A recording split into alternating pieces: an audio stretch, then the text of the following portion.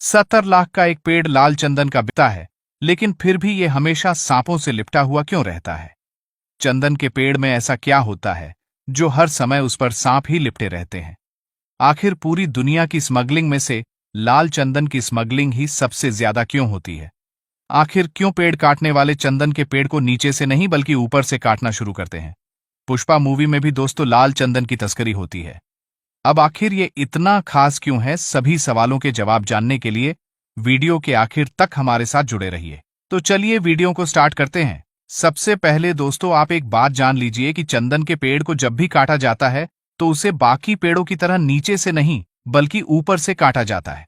दरअसल ऐसा इसीलिए क्योंकि चंदन के पेड़ की जड़ों में जहरीले सांप भरे पड़े रहते हैं और ये बात पेड़ काटने वाला भी जानता है कि अगर ये चंदन का पेड़ है तो फिर इसे नीचे से काटना मतलब मौत को दावत देने वाली बात होगी। अब दोस्तों सांप तो किसी भी पेड़ पर रह सकते हैं, तो फिर उन्हें चंदन का पेड़ ही क्यों पसंद आता है? दरअसल सांप एक कोल्ड ब्लडेड एनिमल होता है। इनका खून ठंडा होता है और इसीलिए इन्हें ठंडी जगह बहुत पसंद होती है।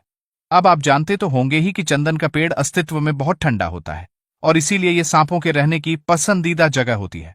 और लोग इसीलिए तो कभी अपने घर के पास चंदन का पेड़ नहीं लगाते। कई लोग वैसे मानते हैं कि सांप चंदन की खुशबू की वजह से उसकी तरफ आकर्षित होते हैं। दरअसल दोस्तों सांपों में सूंघने की क्षमता न के बराबर ही होती है। इसके अलावा एक समय पर वीरप्पन नाम का खूंखार डाकू लाल चंदन की तस्करी के लिए ही जाना जाता था। चंदन के एक पेड़ से किसान करीब 40 से 50 हजार रुपए आराम से कमा सकता है। लेकिन दोस्तों चंदन के पेड़ से पैसा कमाना बिल्कुल आसान नहीं है, क्योंकि चंदन के पेड़ को बढ़ने में 20 से 30 साल तो लग ही जाते हैं। चंदन का पेड़ कितना कीमती है, इसका अंदाजा आप कुछ ऐसे लगा सकते हैं कि सरकार ने इसकी खरीदी पर रोक लगाकर रखी है।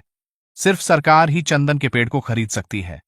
कोई भी किसान चंदन की खेती जरूर कर सकता है, लेकिन इसे कब और कैसे बेचना है, कहां पर एक्सपोर्ट करना है, सब कुछ सरकार तय करेगी। इसके अलावा चंदन का इस्तेमाल परफ्यूम में और आयुर्वेद में किया जाता है। आयुर्वेदिक दवाइयां, औषधियां और ब्यूटी प्रोडक्ट्स में चंदन का इस्तेमाल होता है। दोस्तों हमारे भारत में तमिलनाडु और आंध्र प्रदेश की 2-3 जगहों पर ही लाल चंदन पाया जाता है और बाकी आपको यह भारत के किसी भी इलाके में नहीं मिलेगा। चीन और जापान में दोस्तों लाल चंदन की लोग करोड़ों की कीमत देने को तैयार रहते हैं और इसीलिए लाल चंदन के लिए एक्सेस नकली के केस सामने आते रहते हैं। मारकाट वहां होती रहती है। इन पेड़ों की सुरक्षा के लिए तो एक स्पेशल टास्क फोर्स भी बनाई गई है। इसके अलावा दोस्तों क्या आप जानते हैं कि दुनिया में ऐसे भी खतरनाक पेड़ हैं जो इंसानों की जान लेने के लिए ही बने हैं? आप जैसे कि आप इस पेड़ को देखिए, इसे पाकिस्तान में पाया जाता है और वहां के लोग इसे द घोस्ट ट्री के नाम से जानते हैं। आप सोच रहे होंगे कि यह इन पेड़ों का ऐसा हाल कैसे हुआ है।